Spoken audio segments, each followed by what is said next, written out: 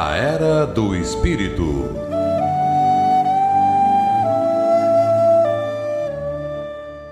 Bom dia a todos os ouvintes da Rádio Guarujá, AM 1420.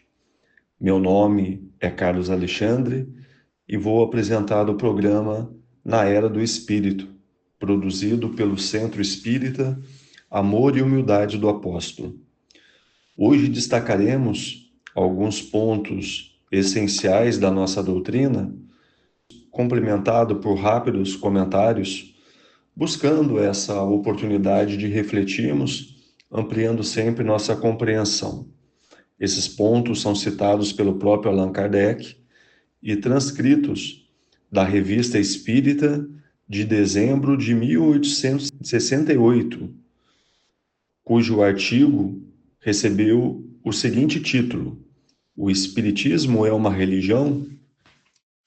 Bom, ao longo desse artigo, Kardec nos convida a fazermos uma série de reflexões, né? Mas eu gostaria de me ater principalmente a alguns pontos que ele coloca como um norte seguro para essa nossa navegação diária, para essa nossa navegação ao longo da nossa própria existência. O primeiro ponto que Kardec nos chama a atenção é que devemos crer num Deus todo-poderoso, soberanamente justo e bom. E como isso é saudável, né? E infelizmente nós nos deparamos com uma série de equívocos da nossa sociedade e que nos impelem a erros e de tal forma que criam obstáculos para a nossa melhor compreensão, para uma compreensão verdadeira e mais madura. É notório e, inclusive, comprovado em uma pesquisa em nosso país, feita com crianças há um pouco mais de 10 anos, em que se perguntava a essas crianças de quem elas teriam mais medo. E a resposta é impressionante. Em primeiro lugar, ficou o próprio Deus. Tal fato nos solicita, né, a uma revisão melhor da nossa forma de educação, do nosso próprio exemplo, daquilo, das ideias que estamos transmitindo aos nossos filhos, aos nossos netos, de um Deus punitivo. Às vezes, até por aquela frase usada, talvez sem pensar, e uma frase ameaçadora, né?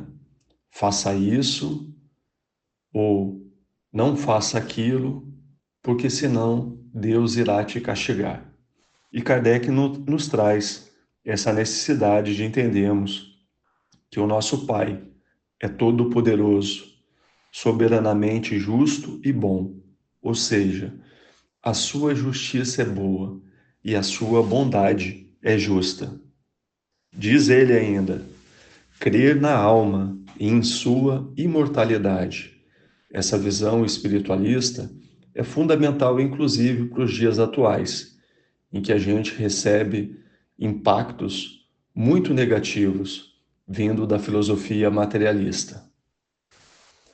Cita ainda: na pré-existência da alma, como única justificação do presente.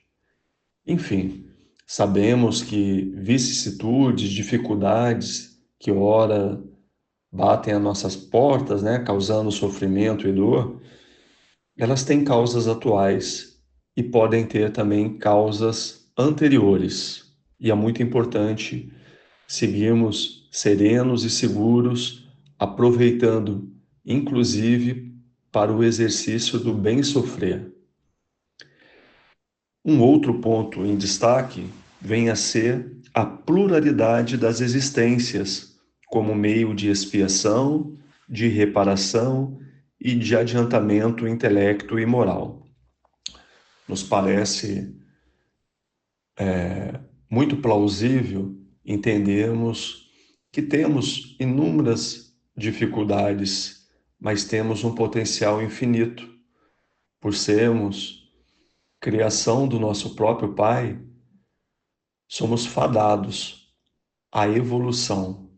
Somos seres perfectíveis, que rumamos sempre no sentido de um progresso, de um adiantamento.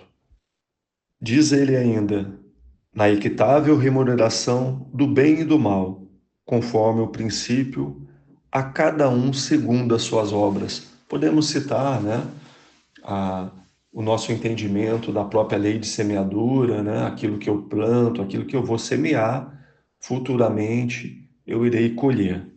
Não a título de ameaça, de temor, muito pelo contrário, apenas como uma forma mais madura de entendermos nossas responsabilidades. Ele complementa ainda Kardec, na igualdade da justiça para todos, sem exceções, favores, nem privilégios para nenhuma criatura. Esse ponto nos alerta que nós não temos privilegiado nesse planeta, né? Todos nós temos oportunidades infinitas e somos convidados a esse avanço, e nenhum de nós será esquecido, mas cabe a responsabilidade intransferível da própria decisão. E, prosseguindo nessa mesma ideia, Kardec cita o livre-arbítrio do homem, que lhe deixa sempre a escolha entre o bem e o mal. Então, nos valendo na nossa própria consciência, a gente que já reconhece essa perspectiva do bem e do mal, nos é oportunizado esse amadurecimento através da nossa própria escolha, que usemos da melhor forma possível, nos voltando ao trabalho para o bem. Diz ele ainda, crer na continuidade das relações entre o mundo visível e o mundo invisível. Essas relações apresentam a ambos os planos ou entre si um grau de influência. E isso é muito significativo, nós entendemos, inclusive que passamos por um momento em que, de forma coletiva, temos uma dificuldade maior por essa influência, por esse momento que estamos passando. Mas que sigamos com resignação, com confiança, com fé e, acima de tudo, com muito bom ânimo, porque tempo virá em que tudo isso passará. E mais do que nunca, a gente está mais perto desse momento. Na solidariedade que religa todos os seres passados, presentes e futuros, encarnados e desencarnados. Esse ponto levanta muito bem a bandeira da solidariedade, como sendo a filha da fraternidade. E será a fraternidade aquela em que restará como a única religião do futuro. Diz ele ainda, considerar a vida terrestre como transitória e uma das fases da vida do espírito, que é eterna. Importante, começando pelo final, esse conceito claro que somos seres eternos. A partir do momento da nossa criação não teremos mais fim. Além disso, essa oportunidade que nós devemos aproveitar. Se a dor bateu à nossa porta, como dissemos no início, que a gente estude essa dor, que a gente compreenda que pelas leis divinas não há injustiçado, por mais que existam muitas injustiças.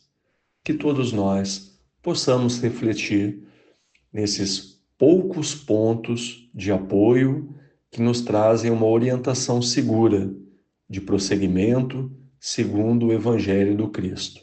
Muita paz para todos.